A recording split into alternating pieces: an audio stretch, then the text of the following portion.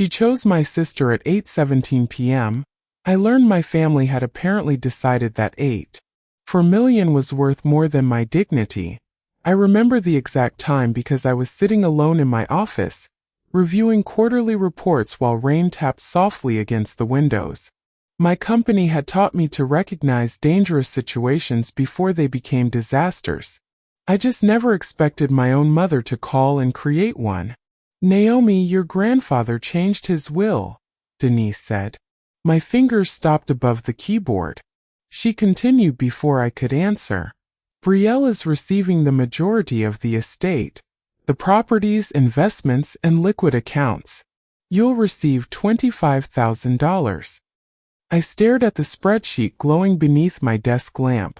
25,000 out of 8.4 million. I didn't ask why. I didn't cry. I simply leaned back and listened. Then my mother said the sentence that explained everything. "Your sister deserves more than you. If you believe family should never be allowed to weaponize love, subscribe now. Because what happened next taught me that sometimes silence is the first move in winning a war." I had heard versions of that sentence my entire life. Betrayal was lighter-skinned than me, and relatives constantly described her as beautiful, polished, presentable. I was the darker daughter, the serious one, the difficult one. When Betrayal needed help, people called it support. When I needed help, they called it weakness. I learned early that I would have to work twice as hard to be considered half as valuable. By 31, I had built my crisis management company from nothing. I had signed contracts worth millions, handled executives through corporate emergencies, and created a reputation for staying calm when everyone else panicked. Yet somehow, inside my own family, I was still the selfish daughter. My father, Marcus, joined the call without hesitation. "Your mother is right," he said. "Betrayal needs this. She has a family to build." I almost smiled. The same family calling me selfish had spent years depending on my money. I had covered bills, emergencies, and expenses nobody remembered once the crisis disappeared. Then Ethan Whitmore appeared on the video call. Betrayal's fiancé leaned toward his camera, wearing the effortless confidence of a man who had never been forced to question his place in a room. "Naomi," he said, "don't take it personally. Crisis management is basically corporate babysitting. Real wealth requires bigger instincts." I looked directly into the camera. I said nothing. He smiled, thinking he'd won. I had seen that look before, the look of a man mistaking access to wealthy people for ownership of their world. I knew better. I stayed silent. After everyone disconnected, I closed my office door and opened an encrypted folder I hadn't touched in 3 days. Inside was one file. Carter Family Trust, amendment pending. My grandfather had contacted me 3 days earlier. His final message was still on my screen. "Don't fight them yet. Let them believe they've won." I read it twice. Then I checked the calendar. The inheritance meeting hadn't happened yet, which meant Grandpa hadn't changed his mind against me. He had planned something. And suddenly I understood why he had told me to wait. They thought they had just taken my inheritance. They had absolutely no idea Grandpa had already taken their future. Chapter 2. The daughter who was never enough. I used to believe my family's favoritism was temporary, something childhood would eventually erase. I was wrong. When I was 8, Betrayal came home from school wearing a new lavender dress that cost more than my mother's grocery budget. My father smiled like he had personally won something. "She looks beautiful," Marcus said. I stood beside the kitchen counter in my faded uniform, holding the library book I had borrowed that afternoon. My mother touched Betrayal's hair and adjusted her collar. "She needs to look presentable. First impressions matter." Nobody said anything about my appearance. They rarely did. Betrayal was lighter-skinned than me, and relatives constantly praised her complexion, her photographs, her smile. At family gatherings I heard words like elegant, delicate, and beautiful. When people described me I heard serious, intense, intimidating. Sometimes they called me hard to approach. I learned not to ask why. By middle school, Brielle was attending a private school, while I stayed in public classrooms and collected scholarship applications. I worked after school, saved every dollar I could, and learned that independence was something I could build quietly. Whenever I questioned the difference, my mother gave me the same explanation. "You're strong. Brielle needs more help." I hated how reasonable it sounded. Strong meant I could go without. Strong meant I could understand. Strong meant nobody had to worry about what I wanted. Brielle received expensive clothes, tutoring, vacations, and praise. I received expectations, so I became excellent at meeting them. By my 20s, I had stopped waiting for my parents to recognize me. I built my crisis management company from the ground up, taking difficult clients nobody else wanted. I learned contracts, cash flow negotiations, and risk assessment. At 31, my company was worth approximately $2 million. My parents still called when they needed money. When my father's business faced a tax debt, I paid it. When my mother's medical bills arrived, I covered them. When Brielle needed an apartment deposit, I transferred the money without asking for repayment. Then came Brielle's boutique. She had convinced everyone it would become a luxury brand. I invested because my mother said family should support family. The boutique failed and my money disappeared with it. Nobody thanked me. They simply moved on. Then Ethan Whitmore entered our lives. He was white, wealthy-looking, charming, and polished. My father immediately respected him because Ethan had the right surname, impressive connections, and expensive taste. Ethan started talking about investments during family dinners, as though he had been born inside a boardroom. I listened carefully. His stories sounded impressive, but the numbers underneath them didn't match. I noticed inconsistent revenue figures, vague references to investors, and obligations he never explained. When I mentioned my concerns privately, Ethan smiled. "You manage crises. I create opportunities." I didn't argue. What Ethan didn't know was that I had already discovered his company carried unpaid obligations. He believed I was financially beneath him. That misunderstanding would eventually become useful. Then Denise called me about Brielle's wedding. She wanted me to contribute another substantial amount. For the first time I said no. Silence filled the phone. Then my mother spoke quietly. "Your sister deserves more than you." That sentence stayed with me long after the call ended. I remembered every bill I had paid, every emergency I had solved, and every time I stayed silent. I remembered sitting beside Mother in waiting rooms while Brielle complained about inconvenience. I remembered my father calling me dependable whenever he needed something, then calling me selfish whenever I protected myself. Dependable had become their favorite word for daughter who never said no. But that version of me was disappearing. I understood that this wasn't about money. My family had decided my sacrifice was an obligation. That night I sat alone beneath the cold light of my office and stared at my phone. A new message appeared. It was from Grandpa's attorney. "Miss Carter, your grandfather has requested that you attend the estate meeting alone." I read it twice. Why would a retired attorney secretly summon the granddaughter everyone believed he had forgotten? For the first time, I wondered whether Grandpa had been watching everything all along. I closed my laptop and looked toward the window. Outside, traffic moved beneath the rain, indifferent to the war inside my family. I had spent years believing Grandpa loved me from a distance. Maybe distance had been protection. Maybe he had been waiting for me to see the pattern myself. Either way, his message changed everything. Chapter 3.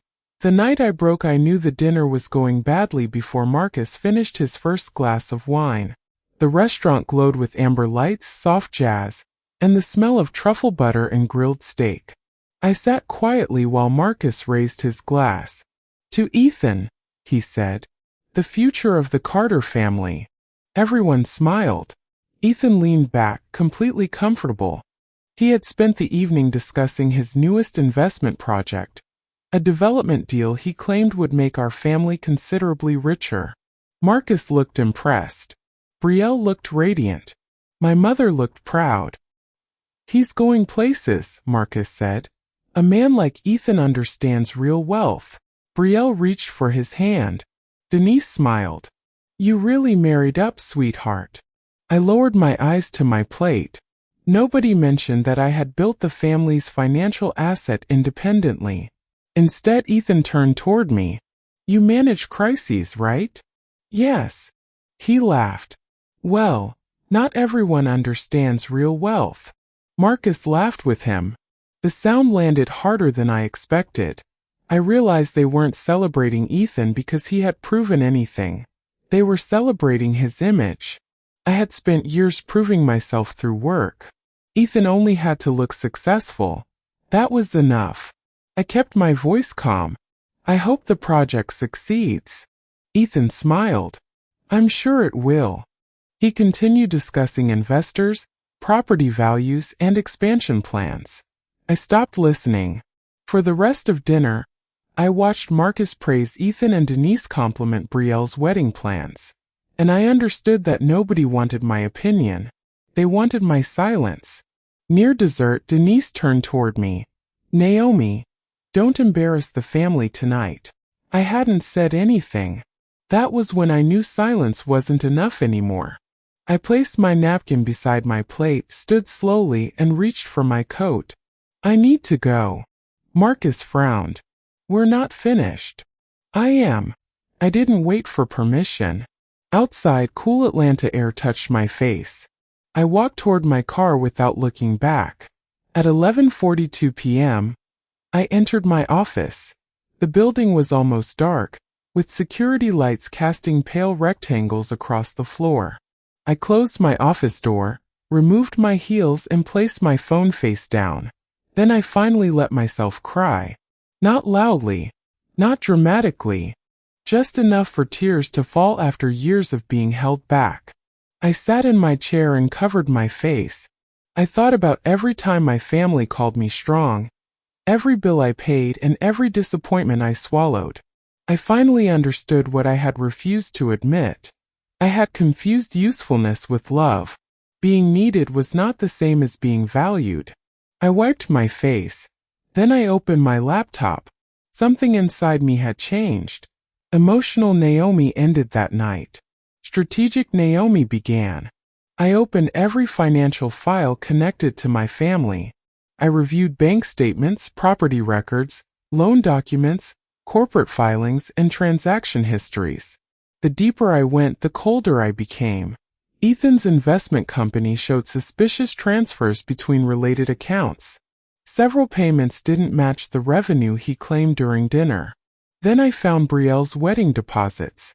They weren't being funded the way my family had suggested. Borrowed family money was moving through accounts connected to the wedding. Then I found something worse. Marcus had quietly pledged Carter family property as collateral. I leaned back. Ethan wasn't simply arrogant. He was positioning himself to control Carter family assets. And my father was helping him.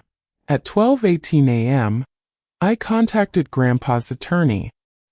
He answered after the second ring. "Naomi, I found something." There was a pause. "I know." My breathing slowed. "You knew.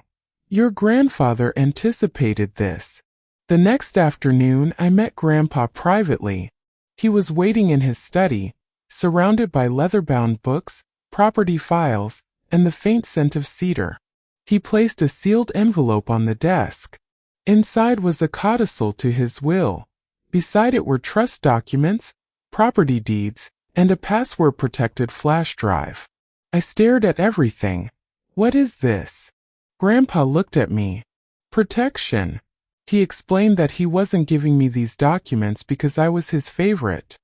He was protecting me because I had built something without exploiting the family. Then he told me something I had never known. Years earlier, he had placed our most valuable properties into a trust. I already controlled 40% through a legal entity he had created for me. My heart beat faster. "The codicil changes that," he said. If they attempt to sell or transfer those properties improperly, you gain controlling authority. I looked down at the documents. For years, my family had treated me like the least powerful person in the room. They had absolutely no idea what Grandpa had built behind my name. He pushed the flash drive toward me. You don't need revenge, Naomi. You need documentation. Picked it up.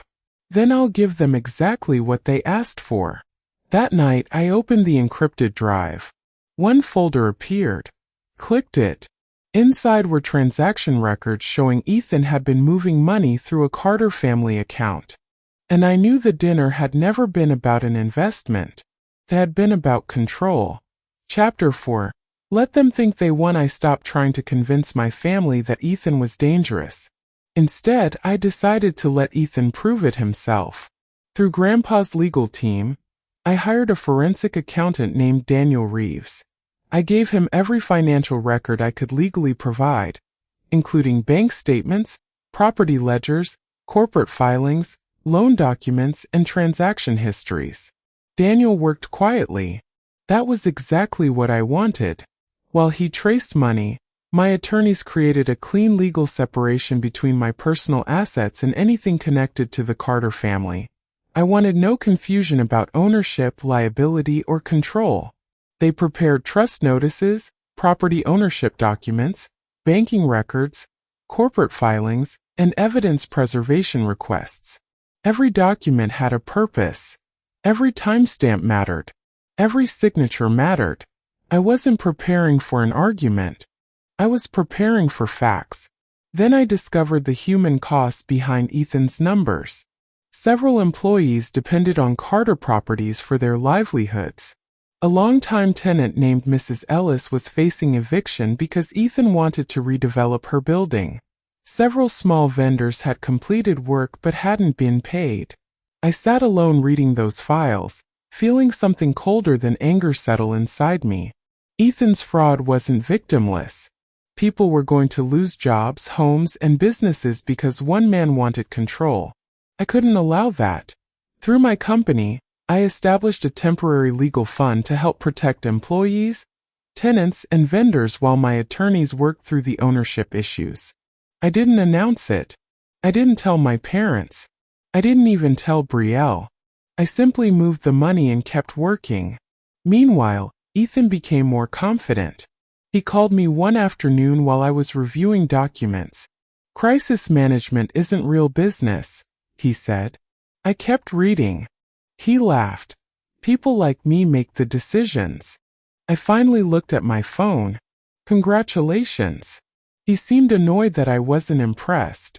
"You'll understand eventually," he said. "Eventually you'll come begging for help." I ended the call without answering. That evening another message appeared. "You should stay out of Carter business." I read it once. Then another arrived. "If you interfere, you'll regret it." I stared at the screen for several seconds. My heart didn't race. My hands didn't shake. I forwarded both messages to my attorney. His response arrived almost immediately. "Perfect. Keep everything." I smiled. Ethan believed every threat made him stronger. He had no idea every threat was becoming evidence.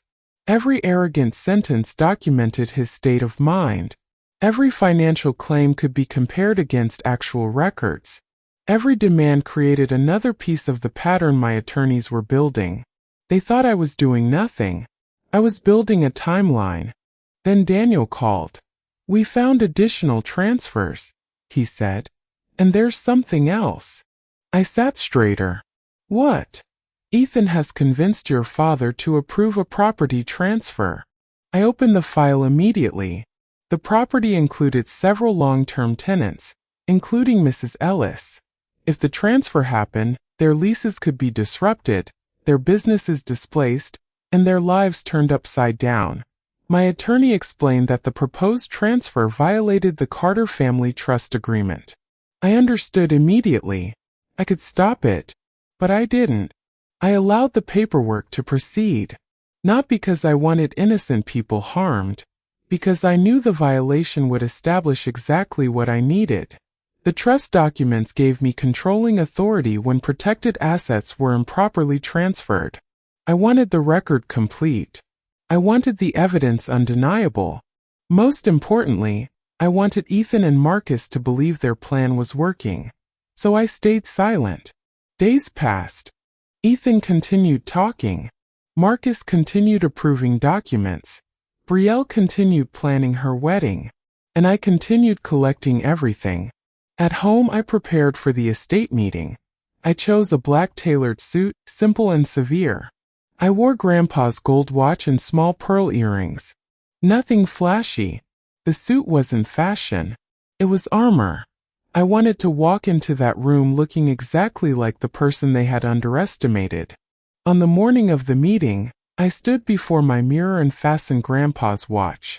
For years, my family had mistaken my silence for weakness. They were about to learn the difference between silence and strategy. At 9:06 a.m. my phone vibrated. It was the estate attorney. I opened the message. The inheritance meeting has been scheduled. All major stakeholders will attend. I read it again. Marcus believed it would be a ceremony celebrating Brielle. Ethan believed he had already secured his future. My family thought they were walking into a room where their victory would be announced.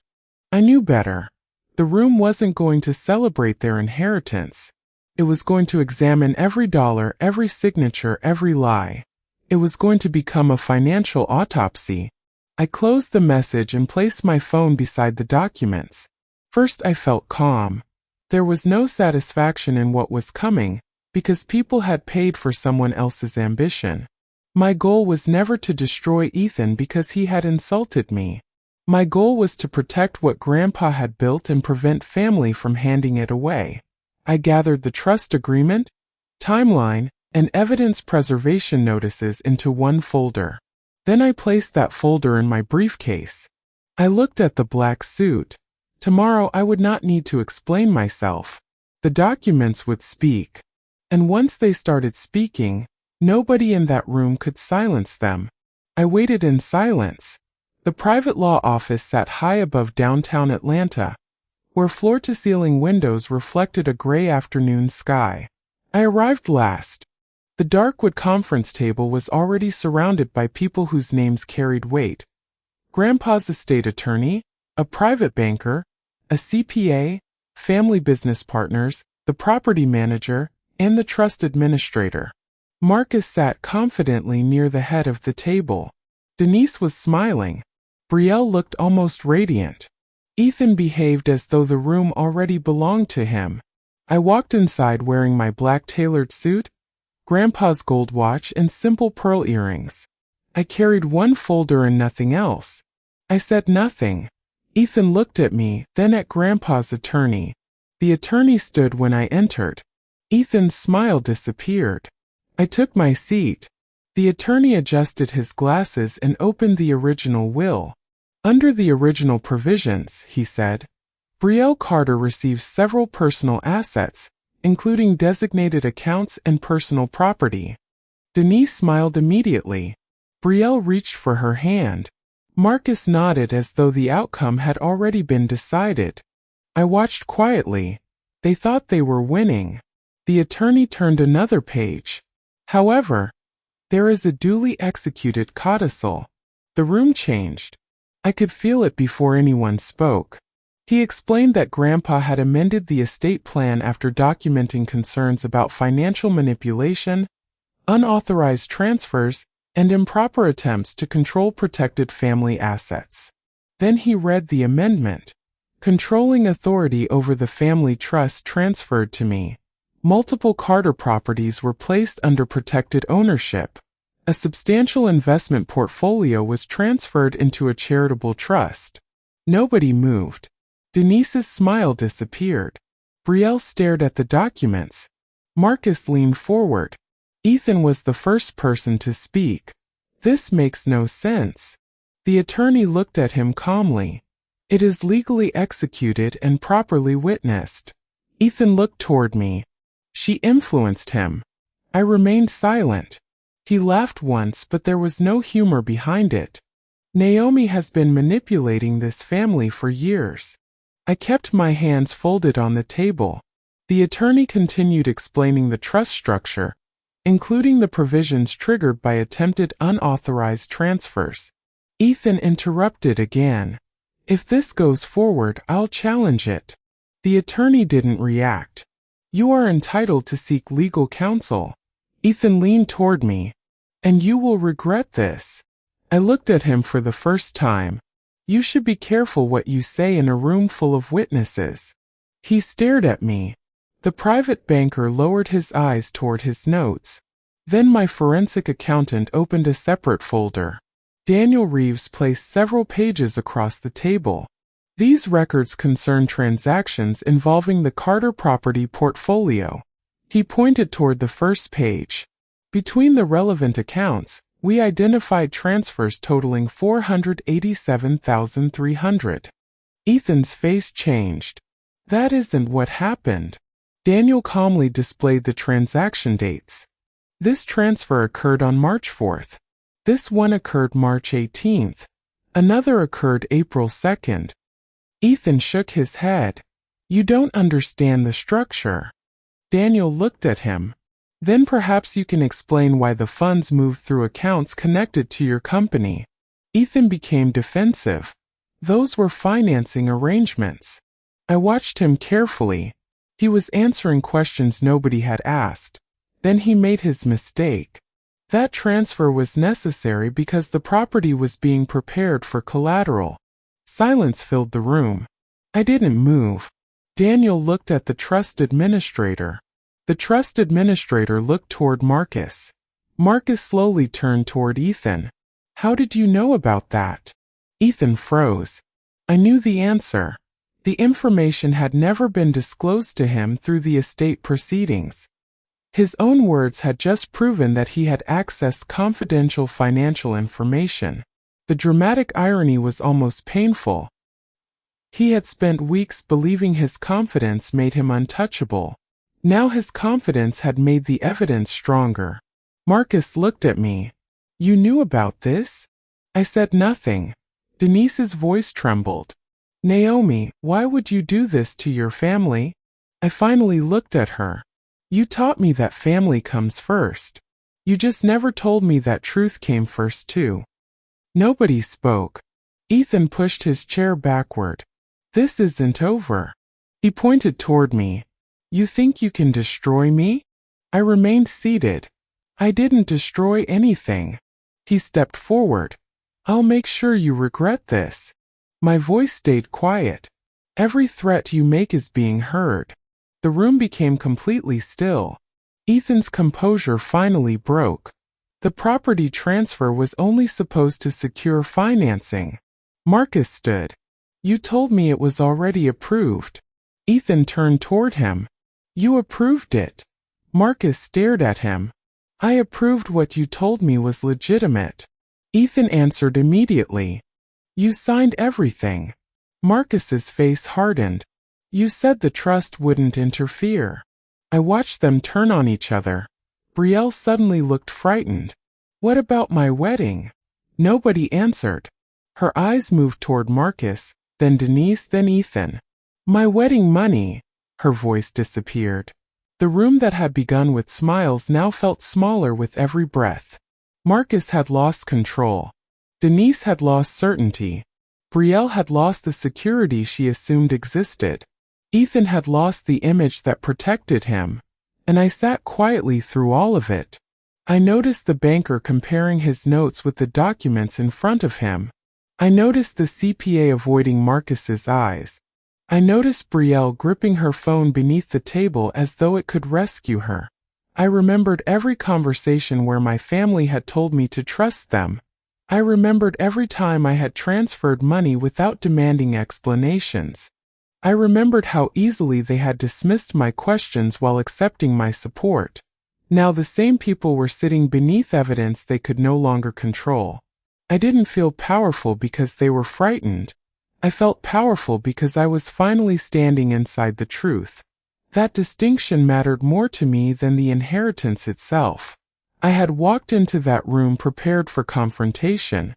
Instead, I watched the facts confront them for me. And that was far more satisfying. Then Grandpa's attorney reached for one final document. "There is one more instruction." Everyone looked at him. He explained that Grandpa had anticipated attempts to manipulate the inheritance or transfer protected assets improperly. Under the codicil, I was authorized to freeze affected assets immediately. The private banker nodded. The trust administrator began preparing the necessary notices. I looked around the room. For years, my family had treated sacrifice like my assigned role. Now the law had assigned me something else. Protection. I closed my folder. For the first time in my life, nobody in that room was asking me to sacrifice. Chapter 6. Everything they thought they owned the morning after the estate meeting. I watched the first consequences arrive before I finished my coffee. At 8:14 a.m., my attorney sent notices to the banks holding the suspicious Carter transfers. Every questionable transaction was flagged, and the institutions began their internal reviews. I didn't celebrate. I simply read each confirmation and understood that the process had finally moved beyond family arguments. By 9:30, Ethan's investment partners were asking questions. By noon, two had suspended new funding. His carefully polished reputation began cracking under facts he couldn't charm away. The property deal stopped that afternoon. That mattered most to me. I knew several families depended on those properties, including Mrs. Ellis, whose home and small business had nearly become collateral for Ethan's ambition. My attorneys confirmed that the trust protections were active, and the proposed transfer could not proceed. I immediately instructed my team to protect the tenants. "No one gets punished for someone else's deception," I said. My company created temporary legal support for affected tenants and vendors. Employees received written assurances that payroll would continue. Vendors who had completed legitimate work were paid from protected trust funds. I wanted the innocent people protected before anyone discussed revenge. That distinction mattered. I had spent years watching my family confuse power with entitlement. I wasn't going to make the same mistake. I made a decision that surprised everyone, including me. I refused to erase the family business. The employees had done nothing wrong, and destroying their livelihoods would have repeated the cruelty I had spent years surviving. I kept operations intact, replaced compromised decision-making, and required transparent accounting for every protected asset. That was the difference between punishment and accountability. I wasn't interested in making people suffer simply because they had hurt me. I wanted consequences to land where choices had been made. Marcus answered for his signatures. Denise answered for her demands. Brielle answered for her dependents. Ethan answered for his transactions. I wasn't carrying everyone. I was letting everyone carry their own decisions. Marcus wasn't spared from consequences. His authority within the family business was removed because his decisions had exposed protected assets to unnecessary risk. He lost access to properties he once treated like personal leverage. His social credibility weakened quickly when people realized he could no longer make decisions unilaterally. For the first time, my father had to sit quietly while other people reviewed decisions he once expected everyone to obey. Denise faced a different consequence. The family accounts she had treated like an endless emergency fund were no longer available to her. My attorneys separated personal spending from protected family assets, and the distinction was painful for her. She called me that evening. "Naomi, I'm still your mother." I closed my eyes before answering. "And I am still your daughter. Neither fact gives either of us permission to hurt the other." She became quiet. I didn't hear an apology. I didn't need one to understand what had finally changed. Brielle's reality collapsed more slowly. She learned that much of the lifestyle she thought represented family wealth had actually been supported by debt, transfers, and borrowed money. Her wedding was postponed after the financial review exposed how fragile the arrangements had become. I didn't feel satisfaction watching her plans change. I felt tired. Brielle eventually came to see me. "I don't know what I'm supposed to do now," she admitted. I looked at her for a long moment. "You can start building something that belongs to you." I offered her a legitimate position within my company, along with financial counseling and a structured path toward independence. She refused at first. I understood. Accepting help from the sister she had spent years watching receive less would require humility. But I wasn't offering rescue. I was offering a beginning. Eventually, Brielle realized I was giving her something our parents had never given either of us: a path to independence. Ethan's collapse was less gentle. Civil litigation began. Financial investigators examined his transactions. Business partners withdrew, investors lost confidence, and the wealthy image he had carefully constructed began disappearing. His own statements became part of the problem. Every arrogant claim he had made during those weeks now existed alongside financial records that contradicted him. His words had become evidence. One evening he contacted me privately. I saw his name on my screen and let the call disappear. A message followed. "You ruined everything." I read it once. Then I typed 4 words. "No. I documented everything." I sent it and placed my phone face down. I never heard from him again. What happened afterward felt less like victory, and more like watching a structure collapse after someone finally removed its supports. Marcus lost the authority he had used to intimidate me. Denise lost the financial access she had treated as family entitlement. Brielle lost the illusion that comfort was guaranteed. Ethan lost the reputation he had mistaken for wealth.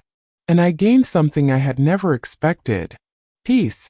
Several weeks later, I drove to Grandpa's grave alone. The afternoon air was cool, and dry leaves moved softly across the grass. I stood there wearing his gold watch, the same watch I had worn into the estate meeting. I placed my fingers against the grave marker. For years, I had wondered whether Grandpa understood what happened inside our family. Now I knew he did. I whispered, "You didn't leave me an empire. You left me the courage to protect one." I stayed there for several minutes without speaking. Then I returned to my car. Before leaving, I checked an email from the estate attorney. There was another document attached. I opened it. My eyes stopped on the account designation. It wasn't in my name. It wasn't another inheritance. It was an account Grandpa had established years earlier. The purpose was written clearly: scholarships for young Black women entering law, finance, and entrepreneurship. I read the amount twice. Grandpa hadn't designed his final gift to make me richer. He had designed it to make the next generation stronger. I sat behind the steering wheel and finally understood what he had been trying to teach me. Inheritance wasn't only about receiving money. Sometimes inheritance meant receiving responsibility. Sometimes it meant protecting what others had built. And sometimes it meant using what you inherited to make sure someone else never had to beg for a place at the table. I started the engine. For the first time, I understood that Grandpa's greatest gift wasn't the 40% interest, the protected properties, or the legal authority. It was the lesson behind all of them. Real wealth wasn't what my family could take from me. Real wealth was what I could protect, multiply, and pass forward. I drove away from the cemetery with his watch resting against my wrist. And for once, I wasn't carrying my family's expectations. I was carrying Grandpa's legacy. Chapter 7: What I Inherited 6 months later. I finally understood that winning had never meant watching my family lose. My company had expanded into 3 new markets, the Carter properties remained protected, and every employee connected to those properties still had a paycheck. Mrs. Ellis was still in her home. The vendors who had nearly been forgotten were being paid. The properties were producing revenue again, but this time, nobody could quietly gamble them away. The Carter name had changed. I had changed it. The scholarship fund Grandpa created launched on a Saturday morning. I stood inside a community center surrounded by young black women preparing for careers in law, finance, and entrepreneurship. I funded the first scholarships. When I looked across that room, I understood that Grandpa's legacy had become larger than the inheritance he left behind. Money could protect one generation. Opportunity could change several. Marcus had changed too, although not in the way I once imagined. He no longer walked into meetings expecting everyone to stand behind his decisions. His former office remained intact, but the authority inside it was gone. I heard that he sat there alone reviewing reports that other people now approved. I didn't feel satisfaction. I felt distance. Denise began therapy. That surprised me. She slowly started acknowledging the role she had played in our family.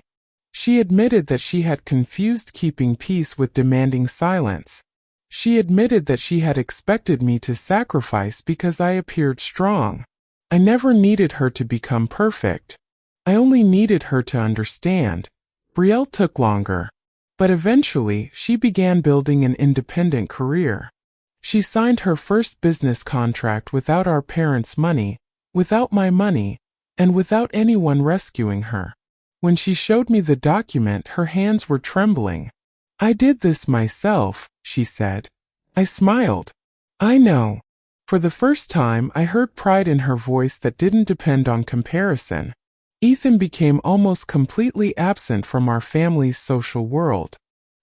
His name stopped appearing at dinners and celebrations. His polished reputation had faded, and the people who once admired his connections had moved on. I didn't chase him. I didn't need to. The consequences had already found him. One afternoon, I passed Marcus's former office and imagined him sitting behind the desk. In my mind, I saw the silence surrounding him. I pictured Denise packing old family photographs into boxes, confronting memories she had spent years protecting from honest examination. I pictured Betrayal signing another contract. I pictured Ethan walking past a property he once believed he would own. And then I pictured myself. I was entering a boardroom filled with young black entrepreneurs, wearing Grandpa's gold watch against my wrist. I looked around that table and realized something that would have broken my younger self open. The inheritance had multiplied. It wasn't sitting inside one account. It was moving through scholarships, businesses, jobs, protected homes, and women who now had opportunities Grandpa had once wanted to create. That was when I understood my transformation completely. I had been emotional. Then I became cold. Then I became strategic. And finally I became free. Revenge was never about making my family suffer. It was about refusing to let them decide my value. Sometimes family teaches you the wrong definition of loyalty. They teach you that love means obedience, sacrifice, silence, and endless forgiveness. Doesn't. Sometimes being called selfish simply means you finally stopped allowing people to exploit your kindness. You don't have to beg for a seat at a table that was never designed to honor you. You don't need revenge when truth is documented. You don't have to destroy people to protect yourself. You can walk away with your dignity and still win. I spent years believing I had to prove that I deserved love. I don't believe that anymore. I know what I built. I know what Grandpa protected. And I know what I will pass forward. My mother said my sister deserved more than me, but Grandpa taught me the truth. I was never fighting to inherit what they owned. I was building something they could never take from me.